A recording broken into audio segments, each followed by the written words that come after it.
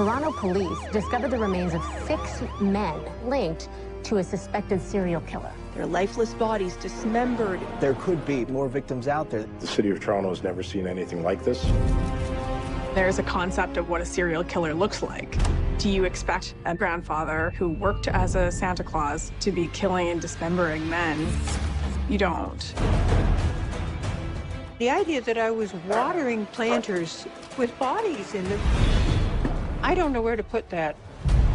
There were men going missing from the gay village. I'm looking at these pictures that look like me. Police get this call. There's a cannibal within the Greater Toronto area. We had 300 people at a PAC meeting. I wonder if the serial killer is in the room. The reality is that the police had no idea what the hell they were dealing with. They run into the bedroom and they find a shocking discovery. Someone's life is on the line. This morning, police arrested 66-year-old Bruce McArthur. I opened the door. You've got to get out of your house now. Were we going to find remains all over Toronto? I don't think anybody on this planet has seen something quite like that before. I think I could have been one of them.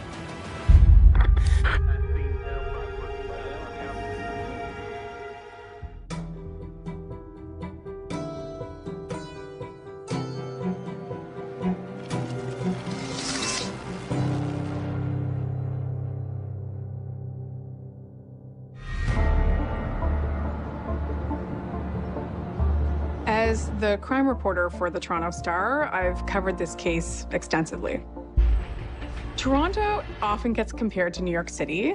It's a city of neighborhoods. We have Little Italy, Koreatown, and we also have the Village, which is an LGBTQ-centered community.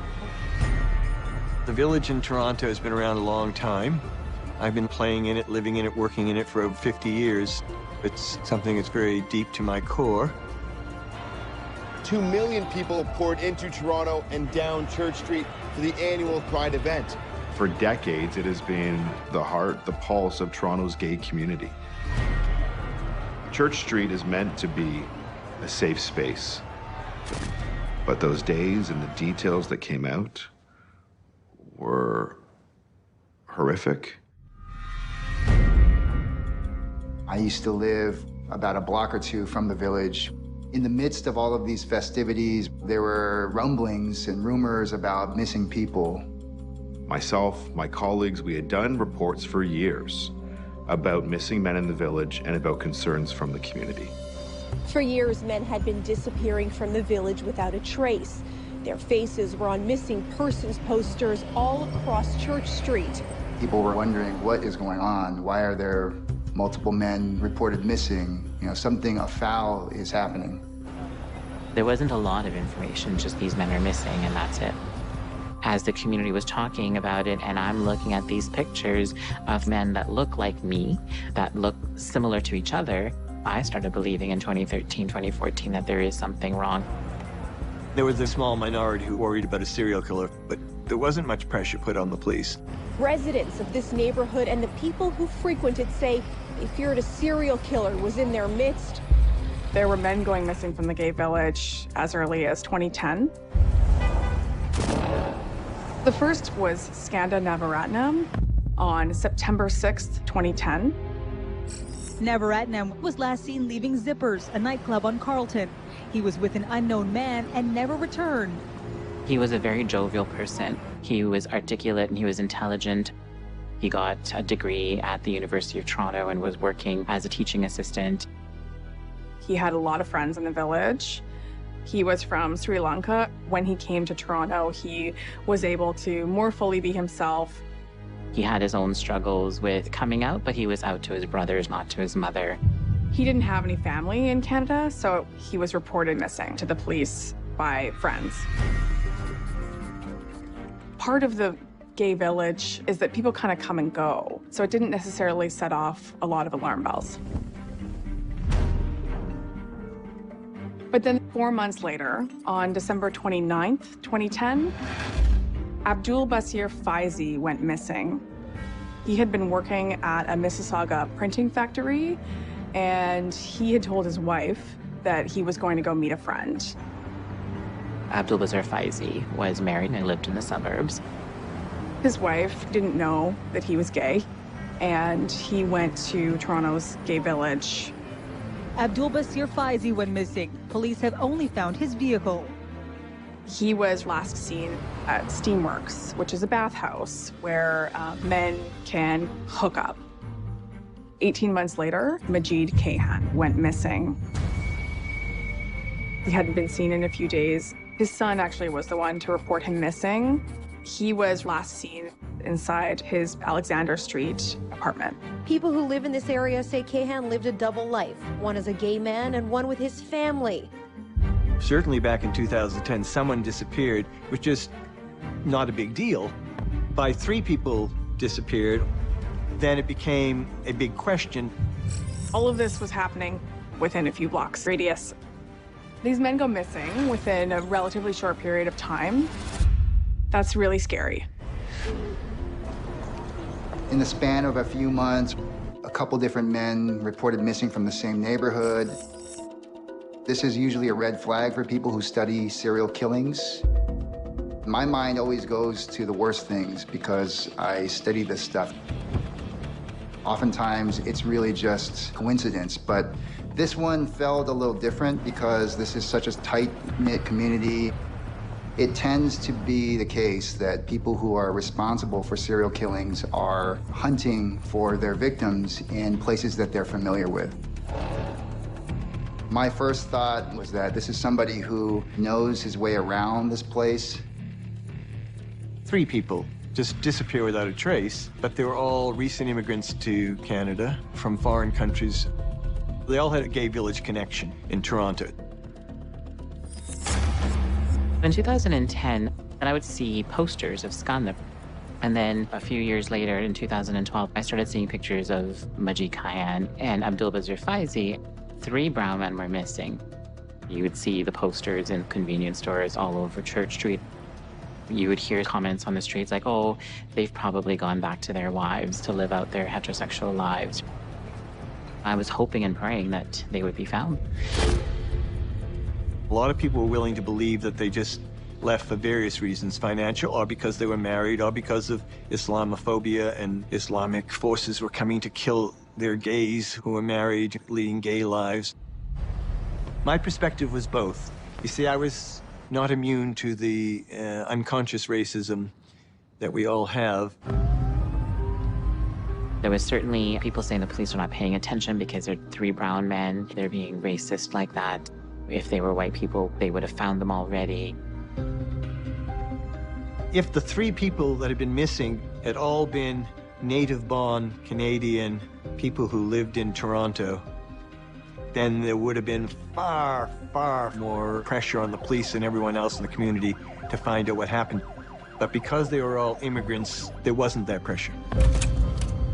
For years, people in the community were saying something's going on, something's wrong, and for years, nothing happens. Everything changed in 2012 when Toronto police received this tip from Interpol. Interpol is an international policing agency. They take tips from around the world and help notify the police within a certain jurisdiction. The tip originated in Switzerland. Someone within the Toronto Police Service gets this call that it might sound strange, but potentially there's a cannibal working within the Greater Toronto area. When you're first told, it's unbelievable. You're like, really? Come on, a cannibal? It's somebody online confessing to a murder to somebody else who's online.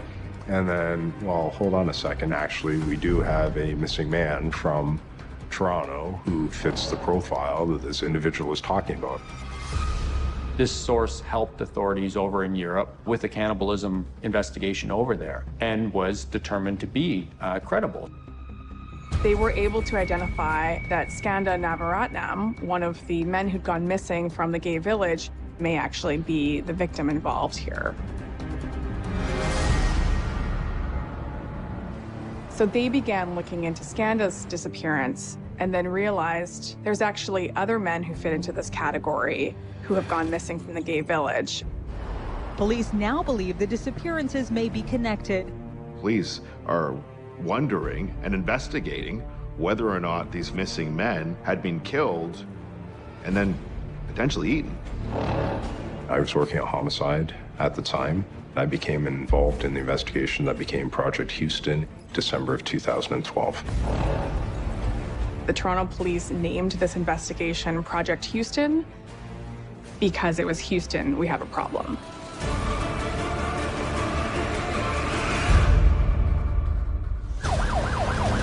Who is Bruce McArthur? I only knew him as Bruce.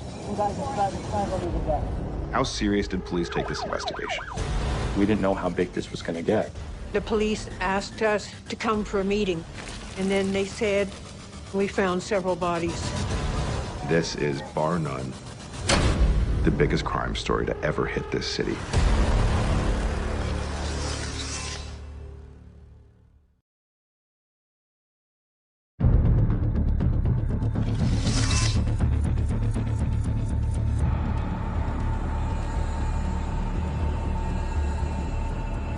I was called into a meeting with my unit commander, homicide, and briefed on what they had. A source in Switzerland had infiltrated a cannibalism ring online discussing torture scenarios. It was out of Toronto. Based on the information that that witness had gathered online, he believed it was Skanda that the cannibal was talking about. We were actually able to go to Switzerland and interview this person. They had identified the usernames John Jacobs in a website that catered to people with cannibal fetishes. John Jacobs was identified as James Brunton. James Brunton? He started being the focus of this investigation. He was married and would frequent the gay village in Toronto. We could place him in the village on several occasions. The investigation ramped up. Police started really looking at his online activity. They ended up searching through his home. They began realizing that he taped male hockey players without their knowledge while they were in the change room. There was an awful lot of surveillance conducted. It was a very, very large investigation and operation to get us to the point where we're finally able to say, this guy hasn't killed anybody. It ends up not being a cannibalism ring, but what they end up uncovering is child pornography. 65-year-old James Alex Brunton walked out of court today after being sentenced for making, possessing, and distributing child pornography. He was ultimately charged with child pornography and sexual offenses, and he was arrested, and ultimately he pled guilty to some of the charges. Toronto police came to the conclusion that while he was involved in things that many of us would consider to be disgusting and reprehensible, ultimately they weren't able to find any evidence that connected him to Skanda Navaratnam or any of the men that had gone missing from the gay village.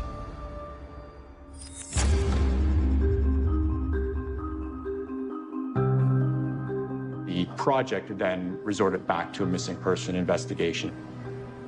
A missing person investigation is far different. For the most part, statistics are the person's missing because they want to be missing. Missing persons are not criminal offenses. They'd opened up an investigation into these missing men and had nothing to show for it.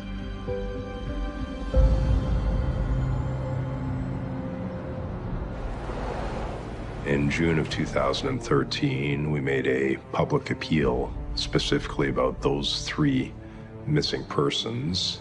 With posters now up around the neighborhood, local residents are on the lookout. Yeah, it is a little bit scary to know that 3 people vanished. They started doing more interviews with members of the gay village community. A lot of people came forward and attempted to help provide information. One of the men that was interviewed had come onto the radar for police when they found his email address in the phone that belonged to Skanda Navaratnam. That same email address was also written on a notepad owned by Abdul Basir Faizi.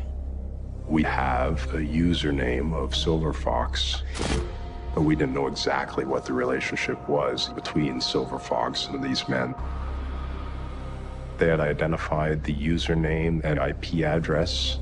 Within 24 hours, Silver Fox was identified as Bruce McArthur. He was from the village.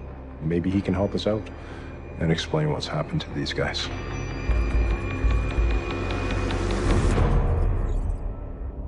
He was interviewed as a witness. When Toronto Police interviewed Bruce McArthur in 2013, they would have seen an older man, kind of portly guy. He was relatively newly out as a gay man and had just started a landscaping company, and he was doing pretty well. Bruce McArthur had been interviewed by some of my teammates, and I watched the interviews that took place that day. That interview had been scheduled and rescheduled several times. And to my understanding, he was very receptive of changing the interviews and had no issues coming in. He was a grandfather. He sometimes worked as a mall Santa. He came across as very affable. I don't know that alarm bells were going off about him. I saw that he was a very credible, believable person. He wanted to help. He seemed genuine. When we interviewed him, he denied knowing Abdul Bazir Faizi, but he admitted readily to knowing Majid Kayhan and Skandaraj Navaratnam. Skanda worked for McArthur and had been in a relationship with him. McArthur had a close relationship with Skanda Navaratnam. He had hired him to help him with his landscaping business. He'd help Bruce out on job sites. We know Bruce McArthur's clients met Skanda.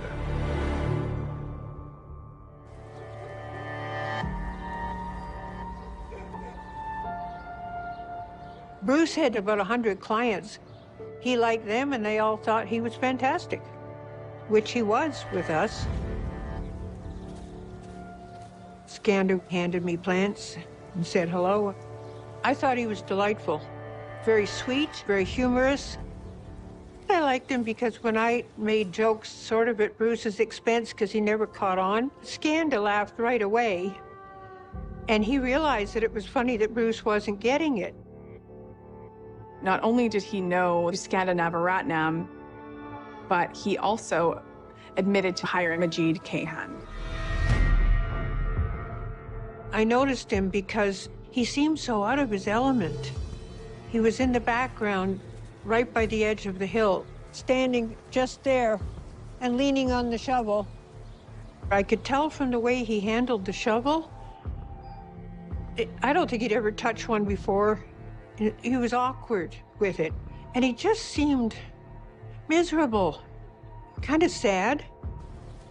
At the time, I was so concerned about him, and Bruce was annoyed with him. He just isn't working out. He kept saying, he's just not working out. And Bruce very rarely got annoyed about anything.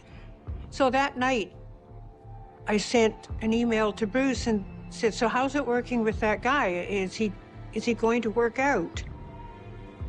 And he never responded, and I never saw that man again. The point of interviewing McArthur at the time was an attempt to find out what had happened. Where are these guys? Does anybody know? Obviously, if we had 3 missing persons and perhaps any evidence that they had actually been murdered or met with some foul play, something more possibly could have been done. Bruce McArthur was a witness just like anybody else, and you could link him to 2 out of 3. But we had investigators on our own team who were within the community, who told us that we're a small community, everyone knows everybody. It certainly wasn't unusual in Houston to interview people from the village who knew Skanda, Majid, and Basir. When he left that interview room, there was little follow-up.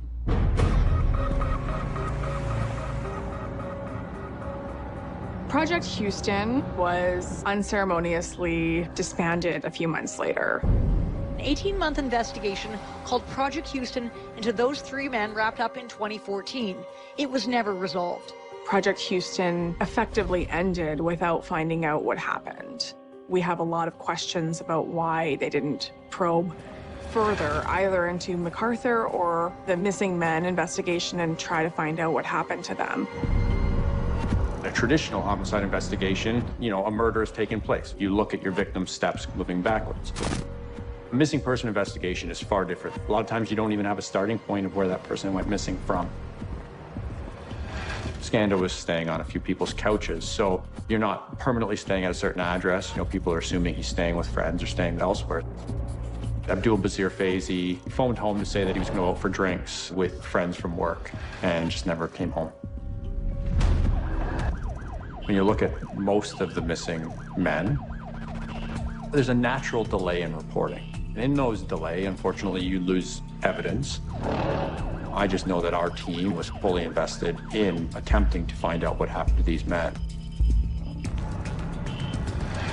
Toronto Police closed down Project Houston in April of 2014, but this was just the beginning of a horrifying pattern emerging, and no one detected that for years.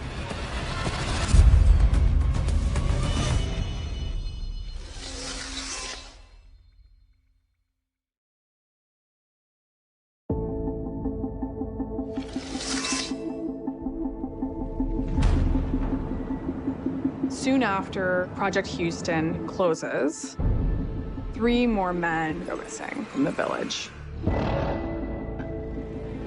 Sarush Mahmoodi went missing around the time of August 2015. Krishnakumar Kanagaratnam a few months later. And then Dean Lisowick goes missing April of 2016. So the phenomenon of men going missing from the gay village is continuing, but it's not widely known, and certainly police were not investigating. Sarush Mahmoodi was married with children. He went to bed, and then when they got up in the morning, he was gone. The assumption was he left for work. He was reported missing, but because nobody knew about the lifestyle that he was living, nobody thought to make a connection at all to the church in Wellesley Street area. No one even looked to see if it was a possibility he might be tied to other missing men. Krishnakumar Kanagaratnam had been living underground. He wasn't allowed to be in Canada. He'd been denied refugee status. So it wasn't immediately apparent when he went missing. Kanagaratnam arrived in Vancouver on a cargo ship called the Sunsea in August 2010, one of nearly 500 Sri Lankan Tamils looking for a better life. He was fleeing Sri Lanka because of the war. He actually saw his brother murdered by the army in his front yard. He made his way over to Toronto when he was cleared, and he claimed asylum here. His claim got denied twice. He went underground. He was a refugee claimant who was going to be deported. Other than that, there were no other records with regards to him being missing. A few years later, I met with Krishna Kumar's mother. Listening to the mom and understanding some of the tragedies that she's gone through in Sri Lanka with her other kids, it was just too much. Dean Lisowick, he sometimes would work as a sex worker. He also was homeless, and so he used the city's homeless shelters. He was basically living on the street. You would see him sitting right at the corner church in Wellesley. He would ask for money and chat. I had a friend who had a relationship with him. We were really quite shocked when he disappeared. These men were exceptionally vulnerable people, some of whom had sought refuge in the gay village because they could be who they were. Some of them came from countries where you are not allowed to be out as a gay man. When people who are marginalized go missing, they sort of just disappear and vanish, and people don't blink an eye. That's one of the big red flags. These are weird disappearances. There has to be something going on. To me, it tends to signal that somebody might be looking for victims that they can get away with.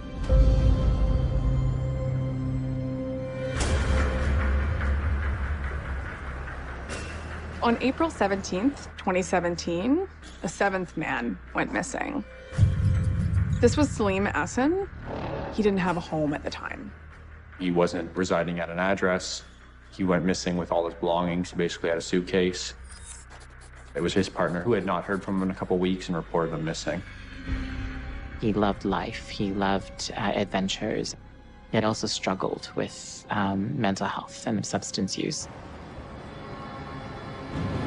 A universal theme about serial killers is that they are opportunists. They think about how they can get away with things. They pick certain places to hunt.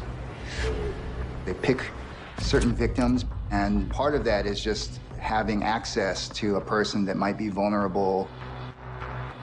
After many years of getting away with crimes that they've committed, serial killers develop this sense of confidence. Over time, they might become sloppier, less risk-averse, and they might do things that increase the likelihood of them getting caught.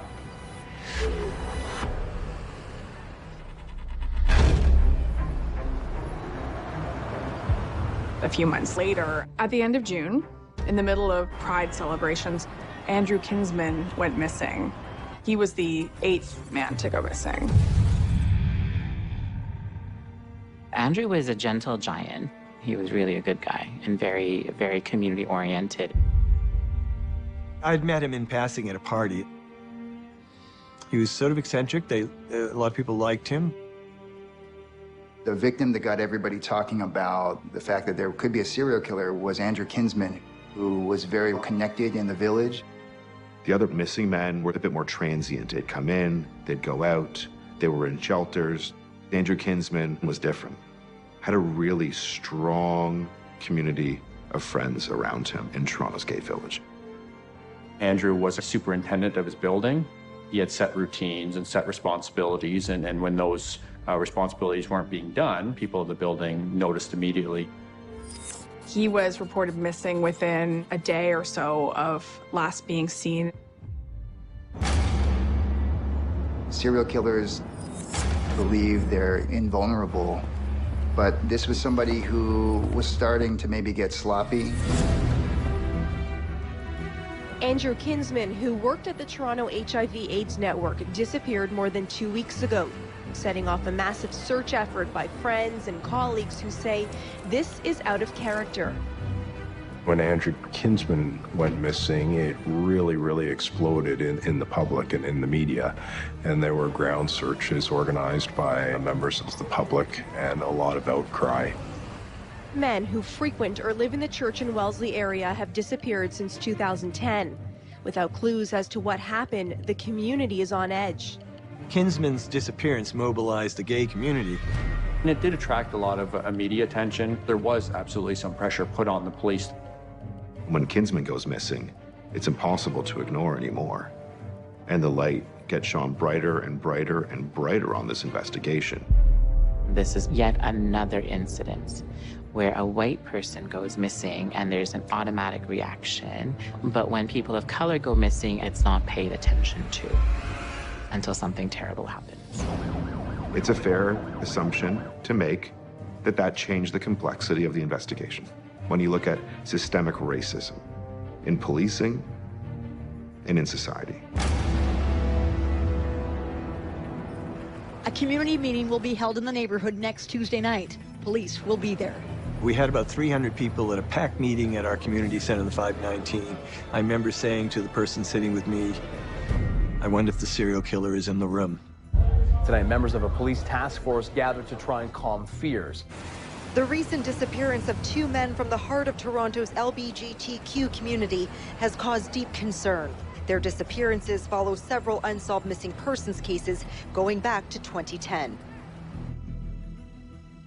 It was decided that we needed to relaunch Project Houston to investigate these latest missing persons. And that is the genesis of Project Prism, the second investigation that was launched into the gay village missing men. I was asked to oversee Project Prism as the lead investigator. Salim Essen and Andrew Kinsman were missing within a few months of each other from the Church and Wellesley Street area. Within days, they go into Andrew Kinsman's apartment. We looked around for any signs of struggle, any evidence of where he might have gone. There was a traditional calendar that we located, and on that traditional calendar was medical appointments, bill payments, and then on the date of June 26th, around 2 p.m. or 3 p.m., there was the name of Bruce.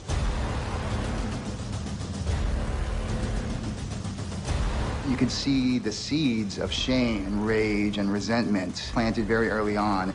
He lived a double life. This is an individual who is quite skilled at deceiving everyone around him. I opened the door. You've got to get out of your house now. You could actually see a rib cage that was visible in the x-ray. It's as horrible and horrific as it gets.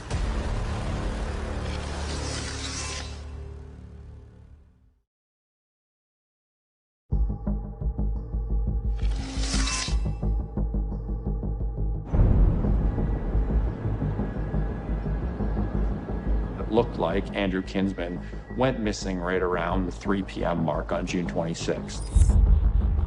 And with that information, we looked at the surveillance video from all over the area in which Andrew Kinsman had lived.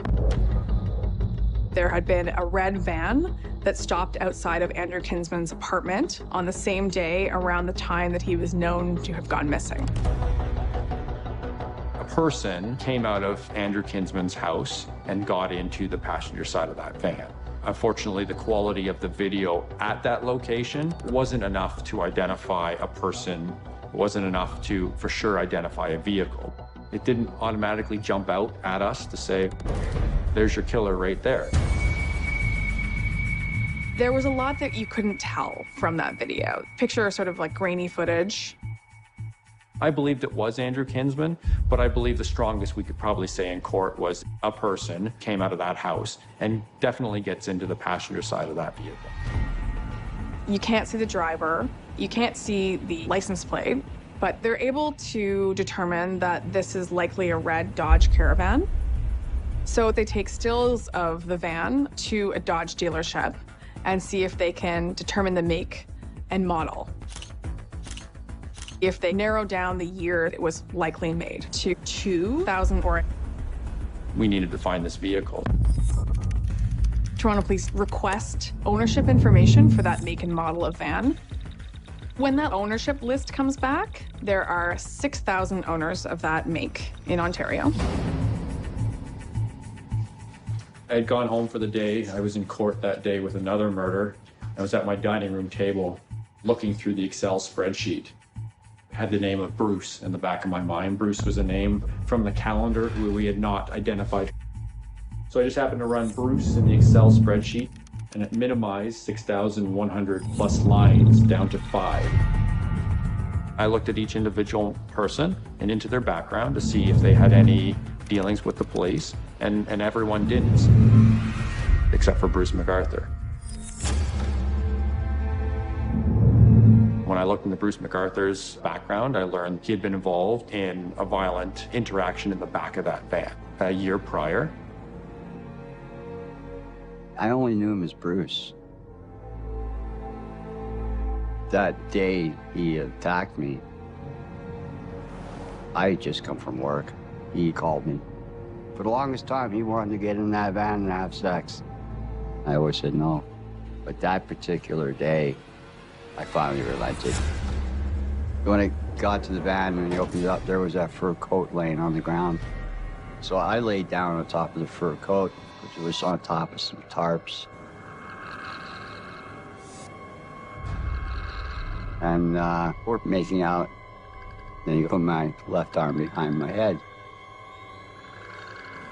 And I figured he was going to titillate me a little bit the way I like. And that's when he's just strangling me. The look on his face, it was a mix between contempt, disgust, and anger. I tried to pull my right arm out. I just couldn't. He was strangling me for like 3 to 4 minutes. That's a long time. Because I was coming near the end. When they say, you know, your life starts flashing in front of your face and everything, I just thought about my mom. So with every little ounce of energy that I had left, I managed to finally pull my right arm out. I just looked at my hand and I went like that. And with all the strength that I had, I turned around so fast, it was only a split second, and then I was on top of him. He was in the seat. He's like this. And I'm like this. And exactly where the door handle was from the sliding door, just pushed the button, slid it open, and got out. I told him, "Are you an idiot? What's the matter with you?" I said, "You're not going nowhere, because you're under arrest." So I'm calling the cops. He just took off. You guys just tried to strangle me to death. He's okay. Okay, he's going south now. We're inside the guy's van. His name's Bruce. Known for a while, we try to make out once in a while. And all of a sudden, he just grabbed me by the throat and threw me on behind my back. He grabbed me by the throat and tried to strangle me. There is no doubt in John Doe's mind that Bruce was trying to kill him that day. I gave my statement to the police at the time of the incident, and then that was it. There was no pictures taken, no follow-up statements or anything, nothing.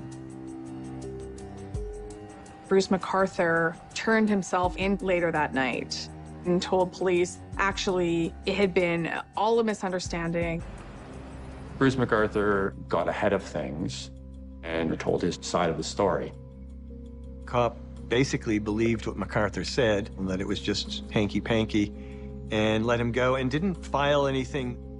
Toronto police, they're supposed to take pictures within 72 hours after an alleged incident like this, and that just didn't happen. When two people tell their versions of events, as an investigator, you need to determine, is there evidence that suggests that one is more truthful than the other? Is there evidence outside of the two statements? At the end of the day, the investigator decided he shouldn't be charged at that time. Here is the opportunity for police investigators to recognize him for what he is. He was sophisticated enough in his ability to lie, in his ability to manipulate. The police had no idea what the hell they were dealing with.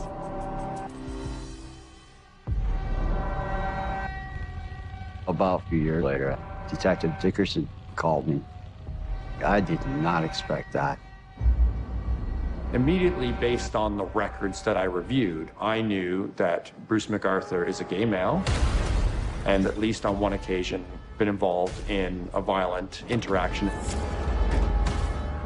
Understanding what had happened a year prior was very helpful to me. My interview with the police was almost 3 hours. When we interviewed him, we learned a lot about Bruce McArthur. He became a person of interest in Andrew Kinsman's disappearance. I was briefed by Dickinson in September of 2017. What triggered my recollection was Bruce McArthur having been interviewed, and I said, "Was he Silver Fox?"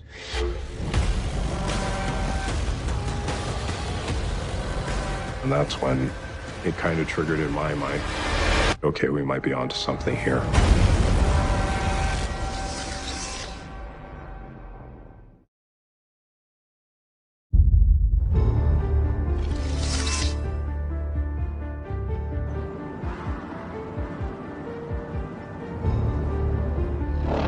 When Bruce McArthur came on our radar, it was our job to figure out everything there was to know about him.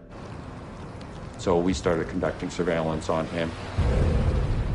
It was during that period our investigation determined what he did for a living and where he went, his lifestyle and his patterns and his trends. They start to pick up on his daily habits. He lives at a big apartment building mid-Toronto. He's working for the landscaping company. I want to know everything there is to know about him. We are now looking into his family and his friends and his partners, attempting to learn as much as we can about this person.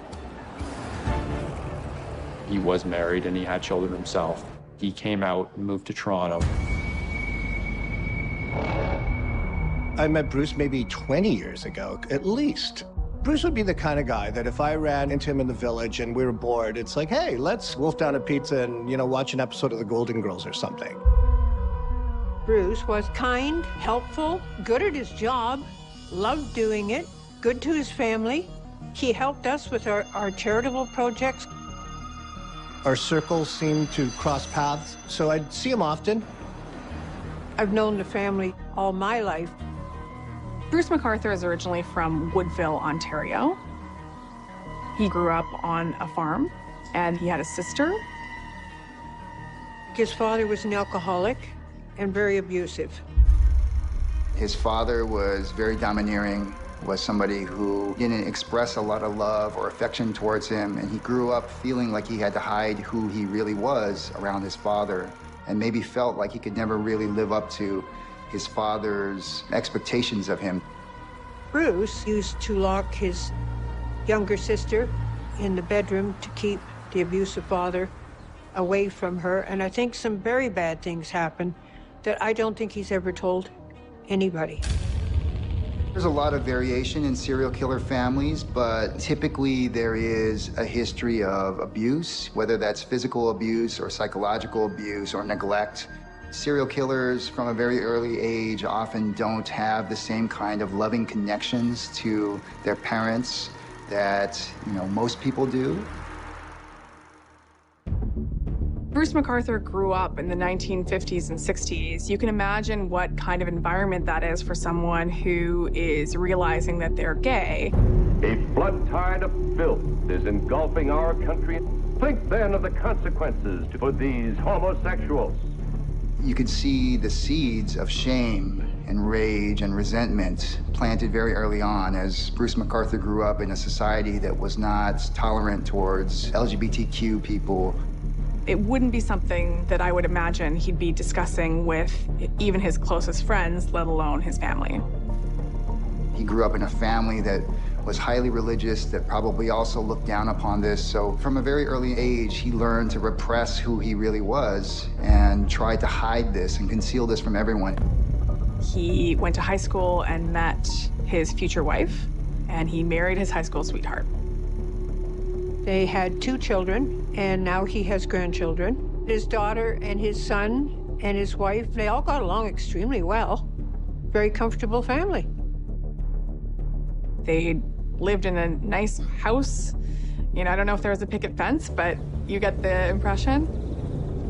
He realizes that he can hide in plain sight if he has this idyllic family with a wife and 2 kids, working a regular job. But there could have been another side of him where he may have had urges or fantasies that even predate any kind of violent assaults, and was hoping that getting married, starting this life was going to be enough to kind of keep him from doing those things. He led a double life in so many ways. For many years, living in the country with his wife and having children, but also a secret interest in men. This wasn't something that he dealt with in early adulthood and then he came out. This is something that he lived with and tried to hide from the world for most of his adult life. He discovered he was gay and had some gay affairs in the 70s and 80s. After sex, sometimes we would just sit and talk a little bit, you know, get to know each other better. He told me he was outed. Nobody knew that he was gay. But he was still living at home with his wife.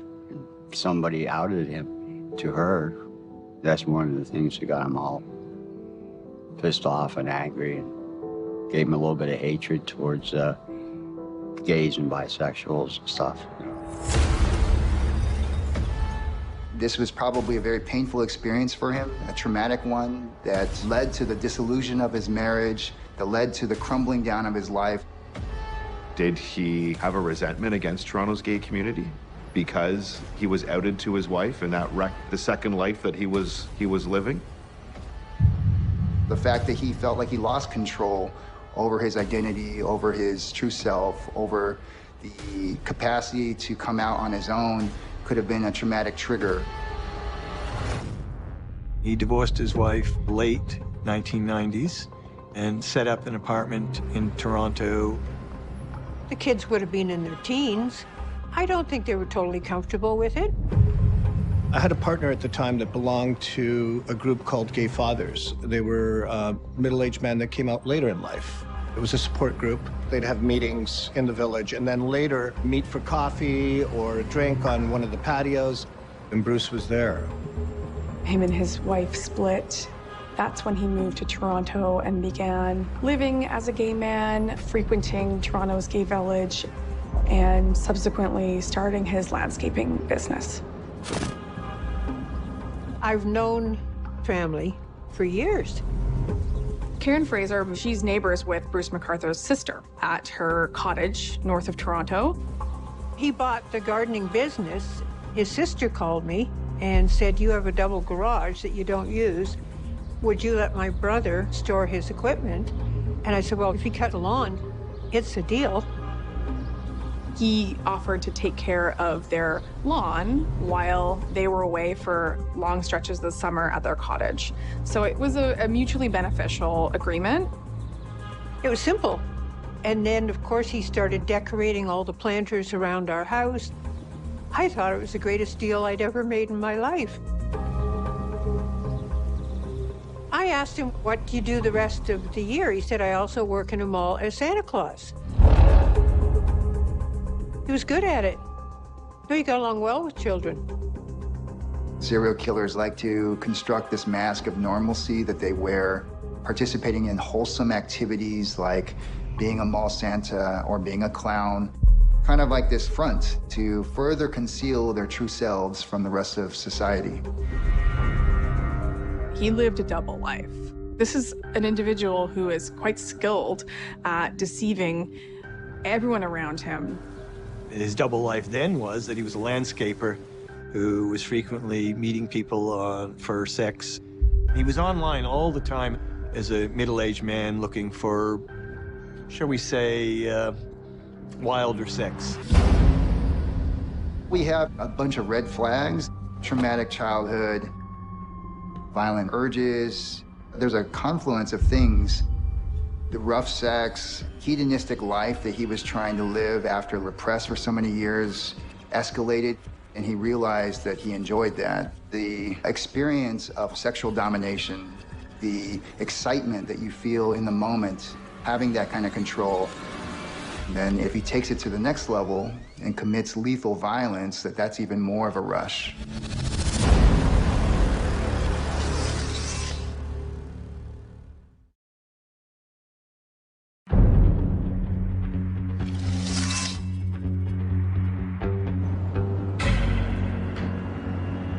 Bruce McArthur had been identified as a person of interest in the disappearance of Andrew Kinsman. One of the first red flags is Bruce McArthur had been alleged to have assaulted a man in 2016 inside the red van. You guys just tried to strangle me to death. We were inside you guys' van, got me by the throat. He's just strangling me. Bruce. While Toronto police are beginning to look into Bruce McArthur, fairly quickly they actually learn that he has sold that red van. Bruce McArthur was the last person, or at least somebody driving his van was the last person to pick up Andrew Kinsman before Andrew Kinsman was never seen again.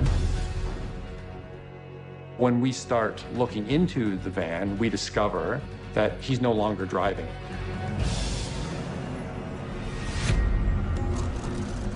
We have no evidence that anyone's been murdered. We don't have a body. We don't have a crime scene. We have a missing person, and we have someone who we believe picks up that missing person on the last day that they're last seen. At that point, it was important to find that van. What they did as investigators was start to fan out and go to wrecking yards and auto body shops in the area. Bruce McArthur seemed to have a history of wrecking his vehicles in the past, so we thought we'd check wrecking yards in the east end of Toronto. It took weeks. I got a call from my investigators that they located it at Dom's Auto in Curtis.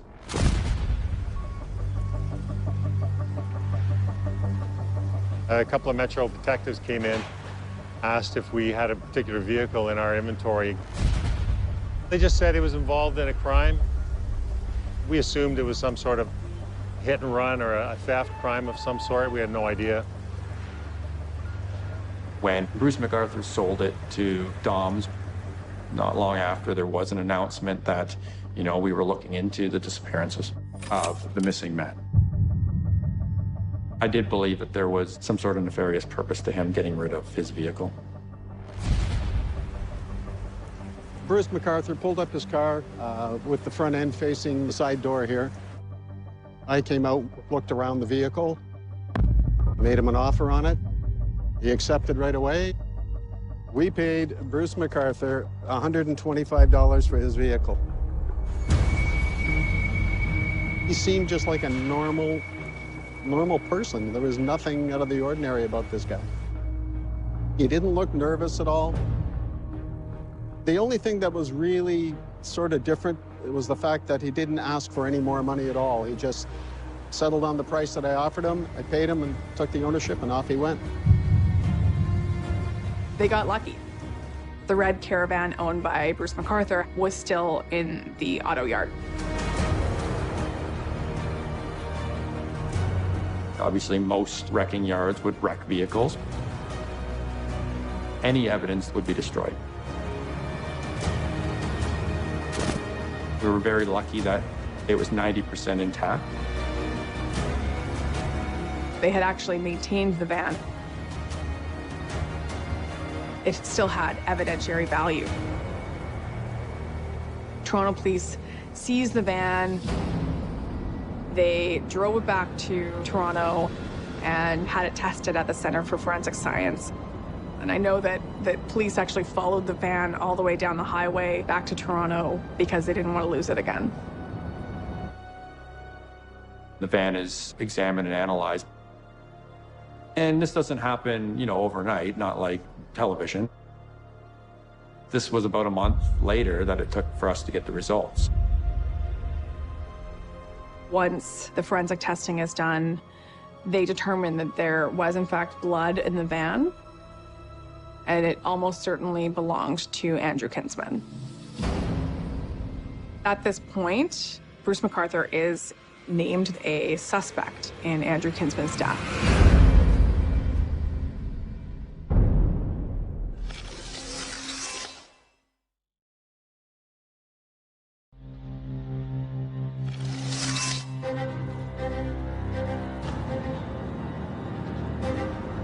Toronto police had their suspicions that Bruce McArthur had killed Andrew Kinsman inside of his red Caravan. Police likely could have made an arrest at that time, but the amount of blood that was found in the van was not enough to automatically show Andrew Kinsman was dead or that he'd been killed inside the van. It was small amounts of blood. It was blood the size of the head of a pencil. As an investigator, I knew that it could be explained away in court. Andrew Kinsman and Bruce McArthur had a previous relationship. An experienced defense counsel could easily explain the blood from a previous encounter, or Andrew Kinsman cut himself while in the vehicle.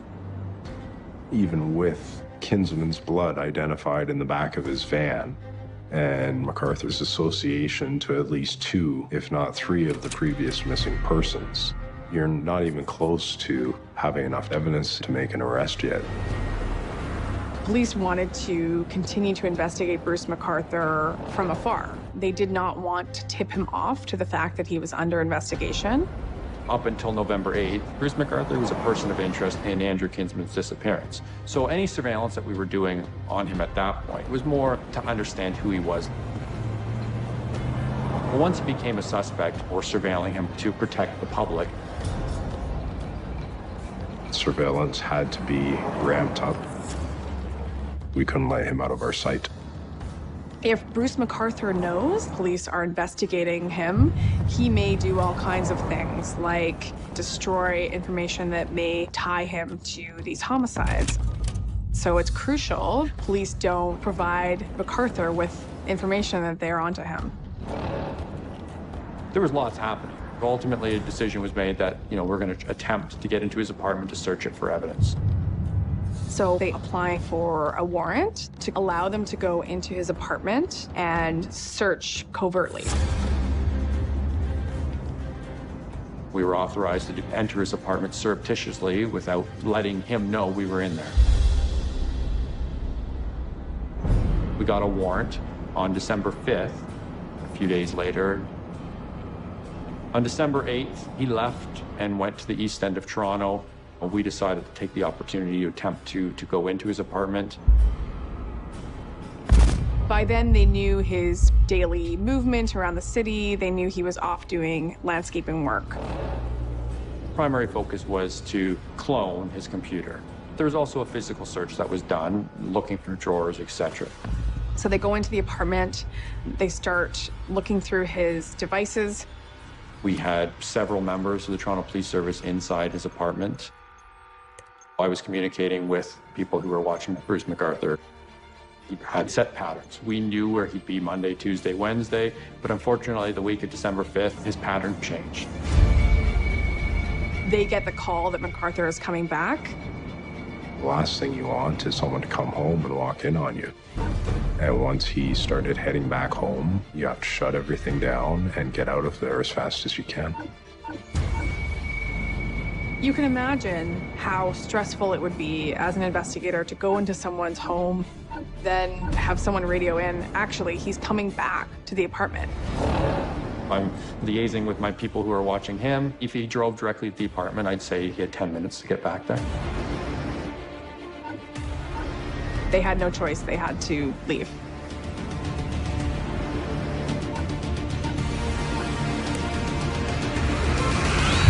They got out just in the nick of time before Bruce McArthur ended up coming home.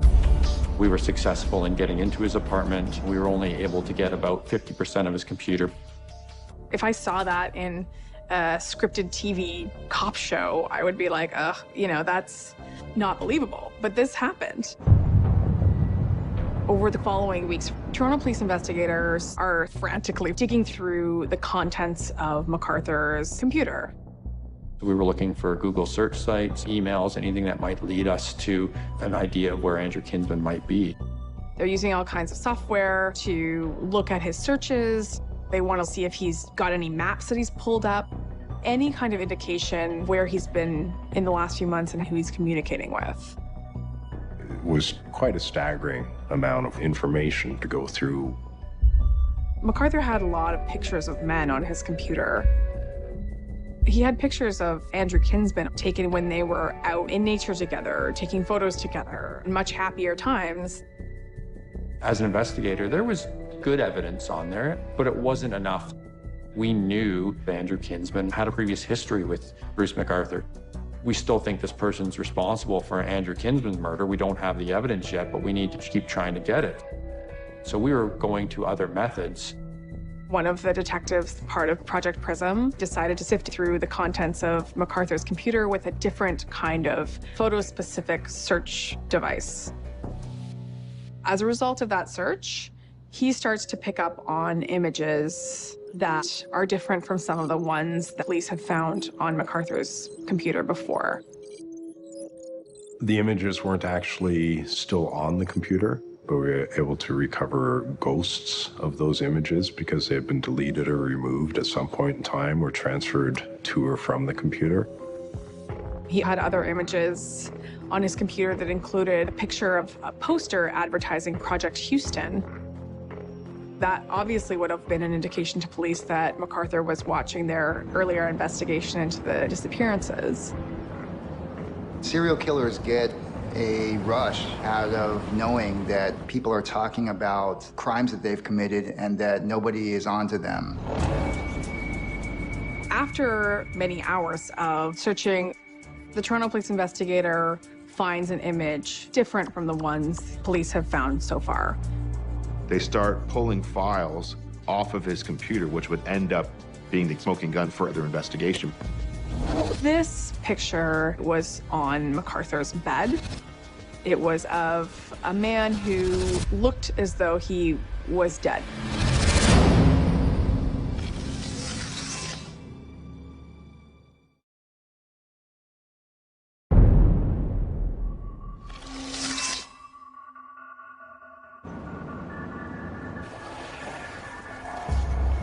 So they had a photo of this man that they got from McArthur's hard drive. It's shocking. The Toronto police investigator finds an image that is different from the ones that police have found so far. It is a picture of Salim Hassan, and he is dead. It's difficult to overstate how important this was. This was the first direct evidence that Toronto police had that Salim Hassan was dead and that Bruce McArthur was involved. All of a sudden, you go from no evidence to link the two together to right now we can charge him for murder because we have a photograph of Salim Hassan deceased in his bed. The search through the computer had continued. They were able to locate a deceased image of Andrew Kinsman as well. As an investigator, it's a strange feeling because you're brought into this to ultimately figure out what happened. We were looking into the disappearances of these two men, and we were now finding out what happened. It's not what anyone had hoped for. It's not what we wanted, but we were getting those answers. And then we start uncovering photographs of the other missing men. They came upon images of the other missing men who also appeared to be deceased. This was huge. I mean, this was Toronto police discovering that Bruce McArthur is a serial killer. From what we learned, most of the pictures, if not all, were taken in the apartment, in his bedroom. Bruce McArthur took pictures of his victims, dressing them up, putting them near a fur coat. In one case, he put a cigar in a victim's mouth. It's highly disturbing. After he killed them, they were tied to his bed. Then he dressed them, and he'd position them in different ways, position them in vulgar ways. Thankfully, those images have never been released. They are gruesome. No family member or friend, certainly of any of the victims, for sure, would ever want to see those images. I wouldn't want to re-traumatize people. In McArthur's case, we see all types of elaborate poses to offer indignities to the bodies in death, shrouding them in fur, a variety of poses that obviously have some significance. I know he had a kink on for that fur coat. One time we're playing a little bit, and all of a sudden he goes into a closet and he pulls out that fur coat. And he says, I want you to put it on, I want to take pictures of you in it. I'm naked. I didn't want to do it, but finally, you pushed enough that I relented. He took a few pictures, and the police saw them on his computer. That day in the van, there was that fur coat laying on the ground.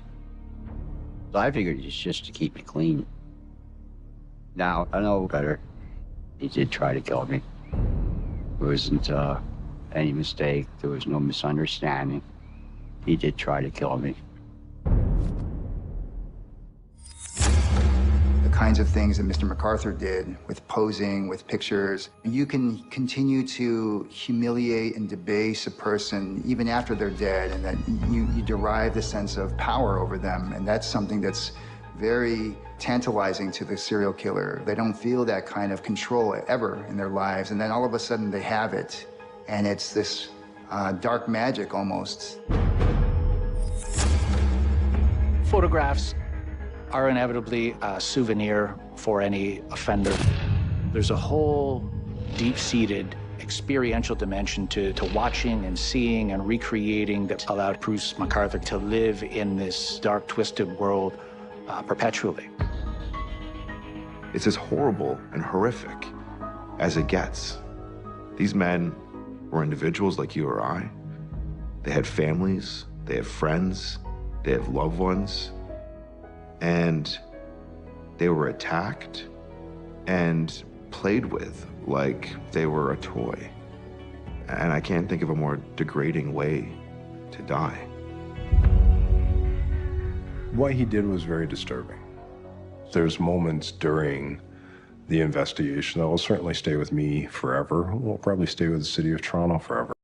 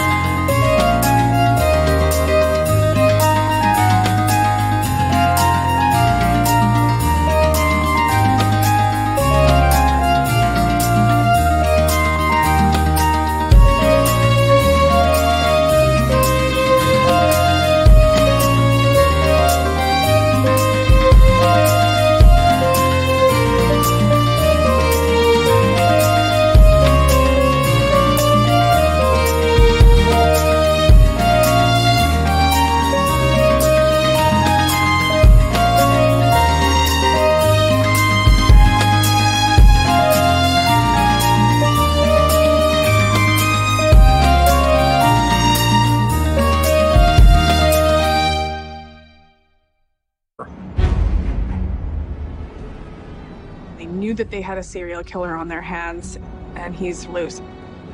There obviously is a big risk to the public knowing what we know now. He can't be left out there. At that time, they had no idea whether Bruce McArthur was working on his own.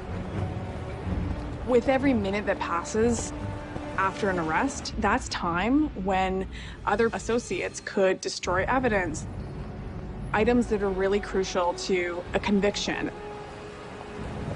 There were search warrants that needed to be executed at multiple locations.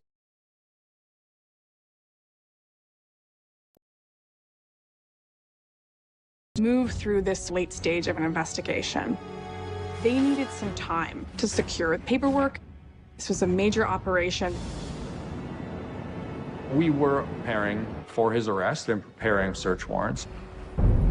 And I had my investigators surveilling him 24/7.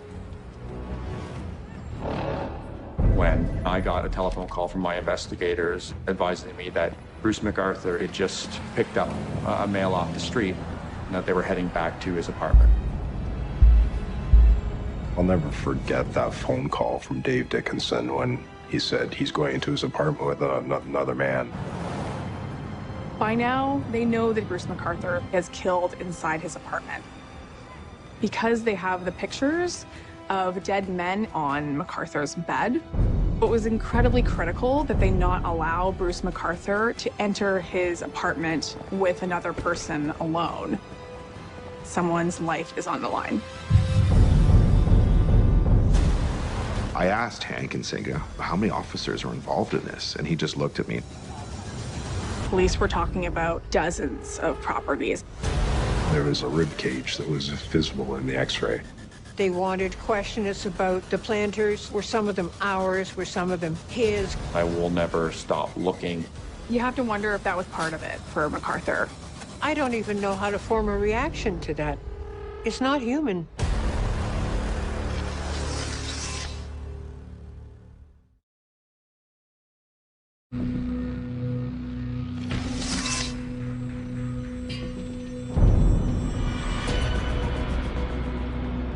Toronto police knew that they had a serial killer on their hands and decided they would arrest Bruce McArthur.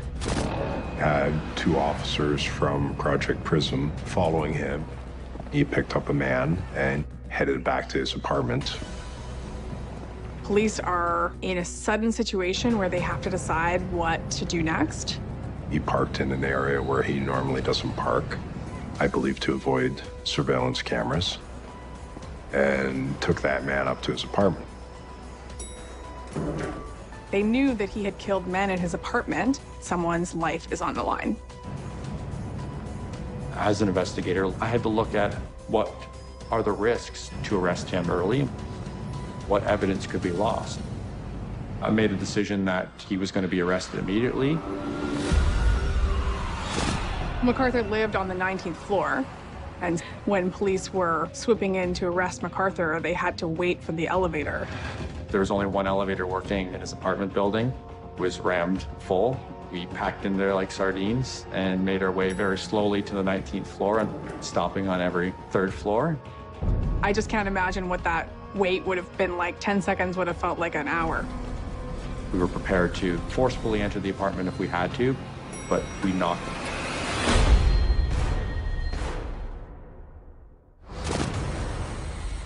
But Bruce just answered the door.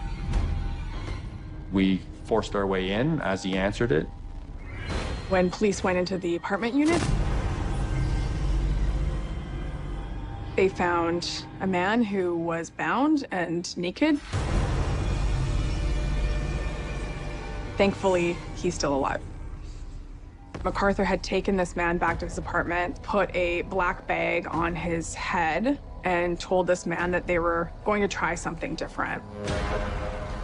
In retrospect, in the circumstances that he was found in McArthur's bedroom, where he was bound to the bed, I can't get too specific about what McArthur did with him in that bed, but I do believe he would have been the 9th victim. Bruce McArthur, he was arrested for the murders of Salim Essen and Andrew Kinsman. Was very calm and cool. He didn't say much. This morning at approximately 10:25 a.m., police arrested 66-year-old Bruce McArthur. McArthur's arrest sets off this huge investigative effort. Toronto police began quite an extensive search inside Bruce McArthur's apartment. Toronto police didn't find any blood or hair or fingerprints of any of the victims, but what they did find was their belongings. There was a bracelet that had belonged to Skanda Navaratnam. There was a notebook that had been written in by Salim Essen. We believe he is responsible for the deaths of other men who have yet to be identified. There were still no bodies. He was arrested, but we still needed to continue with the investigation. There's still evidence out there, the strongest evidence being the remains of the missing men. I interviewed Bruce McArthur the next morning. He was very cordial, he was polite. We chatted about a lot, but he was not helpful. We did not know where the remains of any of his victims were. I wanted to find those remains. I wanted to collect additional evidence. He really didn't have much to say about it at all. He was willing to engage in conversation, but not directly acknowledge any of the facts that we were presenting to him or anything about any of the victims. It was a fruitless interview with him, despite it going on for 8 to 10 hours. We had learned about Bruce McArthur's circle of friends and family and didn't know who else may have evidence to help us. There were a multitude of places that Bruce McArthur may have had access and ability to bury his victims' bodies. As a landscaper, Bruce McArthur had really ready and easy access to dozens of yards in the Greater Toronto area because there is sort of an implicit trust when it comes to hiring a landscaper. Being a landscaper, you can fade into the background. You can come and go as you please. You have intimate knowledge about people's homes. You're sort of part of the scenery, and so nobody really thinks twice about you. It's another part of this disguise that serial killers can use to get away with it. We've never seen anything quite like this with the number of crime scenes that we have to process. There was an address that we knew Bruce McArthur stored his landscaping equipment there. He had full access to the property and the house, and we knew he attended that property multiple times a day. Normal day, I got up with a list in my mind of what I wanted to do. There was this incredible pounding. I opened the door. Are you Karen Fraser? Yes. You've got to get out of your house now. You have 5 minutes. No information, no nothing. We went downtown to be interviewed. They took me in, and I knew nothing.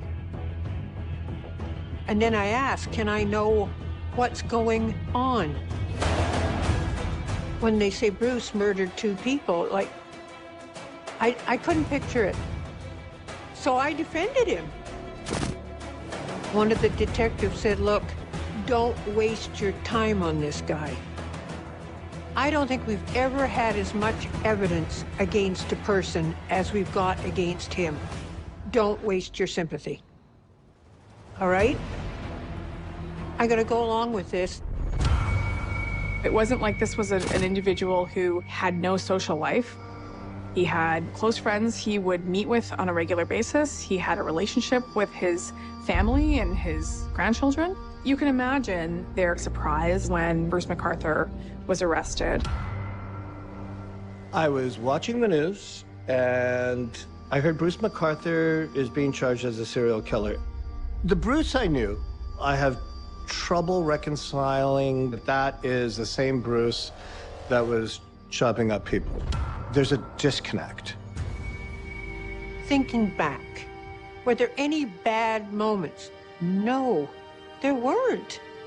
None at all. He was flawless. If you ever sat down and chatted with Bruce McArthur, you wouldn't think for a second that this man was a serial killer. The fact that he really had to hide who he was from his family and from society was something that he could draw upon later as he was getting away with these killings. Bruce McArthur deceived many people throughout the years, his family, his friends, and I'd say the police along the way too. Police searched the house, I mean, completely and totally. The garage had been emptied. There were maybe a dozen cops, and there were command posts and cruisers, and there were media trucks all the way around the little park across the street. We had our cadaver dogs working with us. They showed interest in the backyard of Mallory Crescent. dogs were focusing in on a few different areas, and namely, they were sniffing around these really large planters McArthur had brought onto the property. We didn't know, okay, is he hitting on the planter? Is he hitting on contaminated soil in the planters? Is there something buried underneath the planter?